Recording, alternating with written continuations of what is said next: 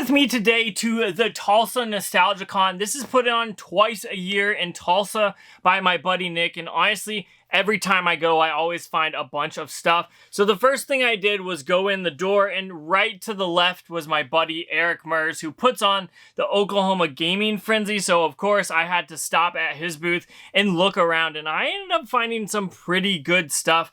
First off, I of course had to stop in the Xbox 360 section, where I looked around for a while. I ended up finding the Star Wars Unleashed game that was a steelbook. I thought about picking this up, but I did end up actually having that, so I didn't grab it. Then I continued here to look a little bit more, and that's when I find Silent Hill Homecoming. This is a game that's been on my list for a little bit, and I'm glad to have grabbed it from Eric, as well as Left 4 Dead 2. I think this is a better copy than the one that I have, so I ended up grabbing that. Then after that, I kind of turned the corner and went to the back side of his booth because he had a pretty big booth. And that's when I ended up finding Star Wars Episode 1 Obi-Wan's Adventure here. Game Boy Color games that are ridiculous that catch my eye, I'm always going to pick up here. And then I made my way over to where his GameCube games were, and I ended up grabbing this copy of Super Mario Sunshine. Again, I think this is a better copy than the one that I have, even though it is a player's choice, but that is what it is. I'm glad to have picked that up. Then next to that, or I guess behind those games, were a bunch of Nintendo 64 games, which I always have to dig through, but again, I hate that the labels are on the front. It's always hard to dig through them. That's not Eric's fault. It's just the way Nintendo made them. But then I made my way around the corner here, and that's when I found a few other games here that kind of popped out at me. I kind of completely missed these earlier, which was interesting when I first walked up to his booth. I guess those consoles kind of distracted me, but I kind of turned the corner and looked a little bit more, and was looking at a Metal Slug game, but I already ended up having that one as well. So far, I stopped at one booth, and I ended up finding 4 games, which is totally awesome. Again, this is from Eric's booth, who puts on the Oklahoma Gaming Frenzy. Always awesome to see him as well. I ended up getting a Star Wars Episode 1 Obi-Wan's Adventure. All these prices, he always cuts me a deal, so I don't really remember exactly what we paid, but it was definitely less than these prices. But finding a Game Boy game, a Game Boy Color game that's probably going to be ridiculous, you know that's right up my alley. Then I ended up getting 2 Xbox 360 games, both actually kind of horror, kind of zombie based. I guess one's a horror and one's a zombie game, but whatever. We got Silent Hill Homecoming and Left 4 Dead 2, which I don't have Silent Hill, so that's definitely cool. I've never played this one either, so if this is a good game, comment down below and let me know. But then I also got Left 4 Dead 2, which is absolutely awesome, and it's starting to go up in value as well. And last but not least, Super Mario Sunshine for the GameCube. I actually think this is going down in value complete, which is pretty interesting. But nonetheless, I ended up grabbing 4 games from Eric's booth right when I walked in the door. So let's go ahead and see what else I can end up finding. Then I made my way to this next booth, who's ran by Brittany, and she's actually a viewer of the channel, which is totally awesome. And she recognized me and said, "Hey, I knew you were going to be here, so I ended up bringing you this Kirby plush." And she said she would sell it to me for 10 bucks. And if you've watched the channel before, you know I'm a sucker for Kirby, so of course I had to buy it. For 10 bucks, that's a no-brainer. This thing is totally awesome, and honestly, one of my cats has been cuddling with it since I got it, so it's definitely going to be well welcomed here in my house. But then I got to kind of looking through the games a little bit here, and there was a bunch of disc-based stuff. Not very many retro games here. When I say retro, I mean console, like cartridge-based games. But there were a bunch of disc-based games. I looked through it a little bit, and we talked for a little bit. And I did end up making a deal here, which was pretty interesting. But you're not going to see that in this video, so I'm sorry about that. You'll have to wait till that next video is finished for the games that I bought at this booth and a few other booths, but we're going to continue on here because I looked through this booth a lot and there was some good stuff, but honestly, nothing outside of that other video that I absolutely had to have until my wife said, hey, come look at this. And you can actually see her videoing it and grabbing it, which is kind of funny. And this is like a Bowser figure, which is actually kind of crazy because what you do is you actually put some like water in its head and then it lights up and smokes, which is actually pretty crazy. I tried to put some water in it. And as you can see, you press one of the horns on his shell and it turns him on and his lights up in his mouth and then he starts breathing smoke. But I don't think I put enough water in it for it to work. It was working like right before I videoed this, but I've been trying it and it's just not doing it. I'll figure out what I did wrong, but it's definitely cool and battery operated, which is totally awesome. And then I also, like you saw, grabbed this little Kirby for 10 bucks. Anytime I can find a plush that's this side for 10 bucks and it's Kirby, it's a no-brainer for me. So I ended up grabbing this and that Bowser, but we've still got more to go. So come on, let's get out back there. Okay, I just figured this thing out. I filled it up, and if you press this shell, this horn, you could see smoke coming out of this. How cool is this thing? I think I just needed to add more water, but the fact that it like vaporizes the water like that is just so awesome. And this thing looks way better off camera, but this is really cool. For 10 bucks, this was definitely worth grabbing. Enough though, let's go back to the con. Then I continued on from that booth and I made my way to this booth that had a ton of little things in it, in these little baskets, which were pretty awesome. And that's when I came across pretty much this Pokemon one, which had a bunch of cool little Pokemon figures, which are always awesome to find. And that's when I ended up finding a Pikachu amiibo. Now, I know this isn't anything special, but just wait till you hear how much I paid for all of this. As well, they had like Sonic and Knuckles and Mario characters here. I ended up finding this old Mario from 1989, I believe, which is totally awesome. Then I continued kind of around the corner on this booth. They had some Pokemon Legos and some Pokeballs, which were pretty cool. But then I kind of made my way across and ended up finding a bunch of little Pokemon stuff like this lunchbox. And you could see kind of a few things like a little Pikachu here and there, this Bulbasaur card that's kind of on the ground or on the table, which is pretty awesome. A few games kind of hidden back there. I ended up grabbing this Bulbasaur card. It did light up, and this is from Pokemon the movie. But then I ended up finding this, I don't know what you want to call it, basically just Charmander kind of stand. You press the button and he stands there and then makes noise, which is pretty cool.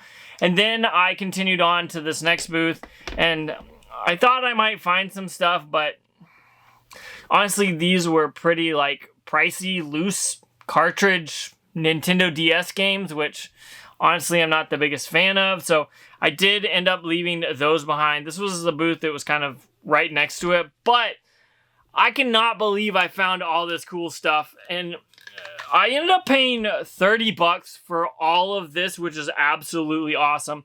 First off, right off the bat is this little Charmander stand. They wanted 25 bucks for it, and I said, would you do 30 for all of this? And they're like, yeah, that's what we would charge. So I was glad there. It does make noise. I don't have any batteries in it right now, but this thing is going to be cool. I think this is going to fit on a shelf and look really awesome. For 25 bucks, that was definitely worth it. As well as picking up an amiibo for this cheap. It's a little Pikachu, and you saw this Bulbasaur card. He lights up when you press it. His eyes light up, which I think were really cool.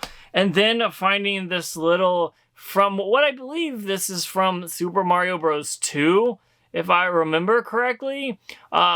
If not, comment down below and let me know. This thing is pretty cool. And last but not least, I didn't get this on camera because it was right by when I was buying everything.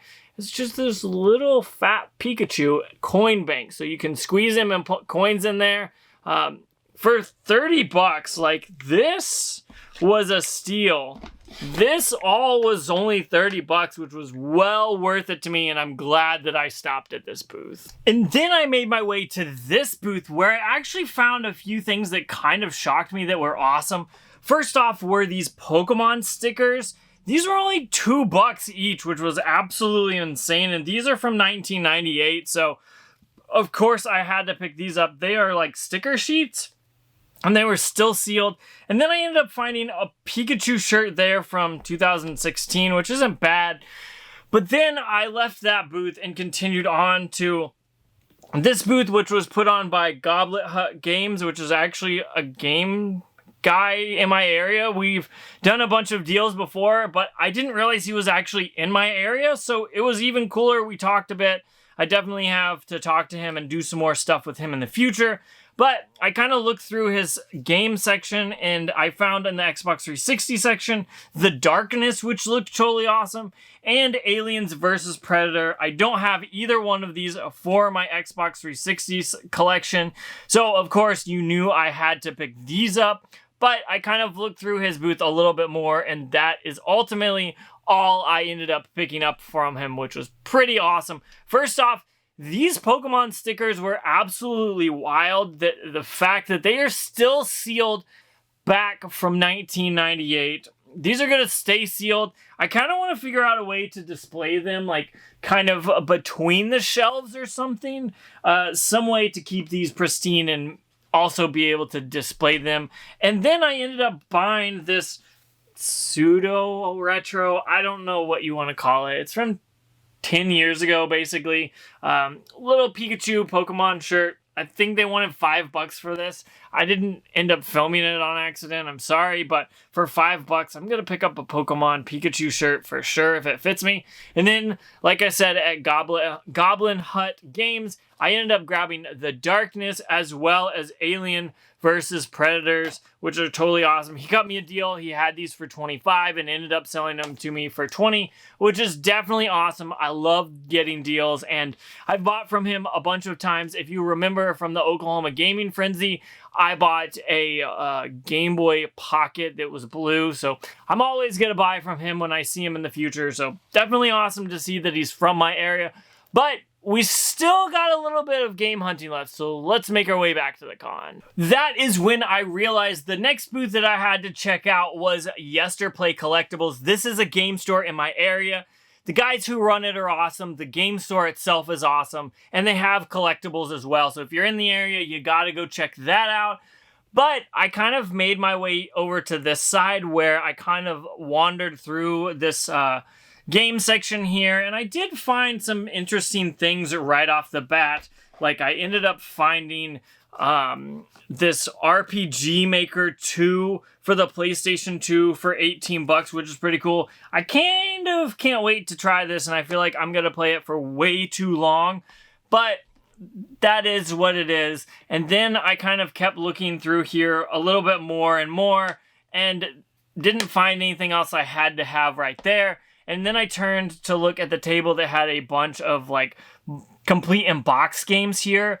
That Blades of Steel, if I didn't have it already, I probably would have picked it up for the NES box, but I do, and that's when I recognized that the owner was standing there. I didn't realize he was there at first, but I shook his hand and said, "What's up?" And then I ended up actually grabbing this Ghostbusters for the Sega Master System. I don't actually have this, and to get it complete like this is totally awesome. So I ended up getting these, and then I looked around on this table a little bit more to see if there was anything else that I had to have that they had boxed. And while I did that, I was kind of finding some stuff. I stopped and talked to both of the owners. These guys kind of split the booth, it seems like, which is cool. And so I ended up buying those games right there. And then I made my way kind of to the other side of their booth, where the other man owns it. I can't remember their names. I'm so sorry about that. I'm bad at names. But I did end up finding Medieval 2 here for the PlayStation 1, which is pretty awesome. And then this copy of Fatal Frame 2, insane. I kept looking a little bit more in this kind of corner here, and that's when I ended up finding a few GameCube games up here. And I ended up finding a game I've never picked up before, and that ended up being Darkened Sky, which looked like it could be kind of fun. Kind of looks like a RPG type. We'll see whenever I get to actually playing it. And then right next to that, after I saw The Simpsons Hit and Run, I ended up spotting that they ended up having a few Nintendo Switch games to the left there. And that's when I ended up grabbing out Chrono Cross, the Radical Dreamers edition. I don't have this, and I think this is a game that I need to play again, so I'm definitely going to grab that. As well as I ended up getting Moonlighter, which is a pretty cool, interesting looking game that I think either I'll enjoy or my wife will as well. Then I saw another Ghostbusters game, but I didn't really need that. So I ended up grabbing these 3 games. I don't know what happened to Chrono Cross, but whatever. I ended up making a deal. The owners always hook me up with some deals because they know that I'll come back and buy more. And right after that, he said, oh, hey, you didn't see all these box games down here under the table. And I completely missed those. So I went back to where I bought the Ghostbusters game and kind of dug through this box. And while I was digging around, he came up to me and said, hey, I got a really nice copy, or a complete copy of the Nintendo DS Lite in the pink coral. Would you be interested? And I was like, I'll take a look at it. We talked a little bit and he said, I'll make you a deal. And I was like, okay, we'll talk about that. Let me finish going through here. And that's when I ended up finding GoldenEye 007. And even though it is pretty beat up, it is complete. It's a player's choice version, but that's perfectly fine with me. We talked for a little bit, and then we came across a deal here. We kind of went back and forth for a little bit, but I did kind of keep digging through this box, and we settled on a deal. I ended up paying $75 for the DS complete, and I ended up paying $40 for GoldenEye, which is totally awesome. He was trying to give me a better deal than that, but I said no. You always hook it up, so I ended up grabbing those. So when I stopped at this Yester Play Collectibles booth, I didn't expect to find this much awesome stuff, but I did. Like you saw at the beginning, I ended up getting RPG Maker 2, which looks like it'll be fun. Honestly, I've never played this before on the PS2, so we'll check that out and see if it's worth it. And then I ended up finding Ghostbusters as well for the Sega Master System, which is totally awesome. So cool. Then, like I said, I went to the other owners, kind of side, I guess. They split it usually. I ended up getting Darkened Sky, as well as Moonlighter and Chrono Cross. Again, they did me a deal here, which was so cool. And then, after all of that, I was literally like, okay, cool. I bought from both of them. I was going to leave, and he said, hey, you missed these games under here. So, of course, I had to go check them out. And that's where he came up to me with this Nintendo DS Lite. Tried to sell it to me for $60, and I was like, I want you to make some money here. So, I ended up paying $75 for this, which is totally awesome. And I love supporting businesses and having friends and making friends with people. So paying a little extra for this is definitely well worth it to me. This place is awesome, and I love to see them succeed. And then I ended up finding GoldenEye 007 complete in the box. It is beat up. He tried to sell this to me for $25, and I said, let's make it 35 or 40. So I ended up paying 40, I think, for this, and 75 for this, which I think is definitely well worth it. In places like this, I do not mind paying a little bit more, especially if they're giving me such good deals. Definitely love to support them. So there you have it. I found a ton of stuff at the Tulsa Nostalgia Con. This was put on by my buddy Nick. Shout out to Nick. If you've ever met him, you know he's awesome, and it's definitely awesome to go to these things, and I'm so thankful he invites me out. But all these game stores and all the kind of the local people that I get to connect with and have like fun with, basically, and buy from, obviously. But every time I go to something like this, that's kind of the small knit community, it's always awesome, and I love to see it. So if you're in the area, there's one of these coming up towards the end of the year, I believe. So check that out if you haven't already. But I got some good stuff. Let me know what you think was my best thing that I picked up down in the comments. But enough about that. I got to get out of here because if you didn't know, the new Tony Hawk's Pro Skater game just came out, and I want to play it. And I got some other games to play too, so I'm getting out of here. So check that video out if you haven't already. But I ended up finding some amazing stuff, and I'm definitely glad that I went to this convention because it was definitely awesome, and I loved being there. But enough about that. I'm getting out of here, so check that video out if you haven't already.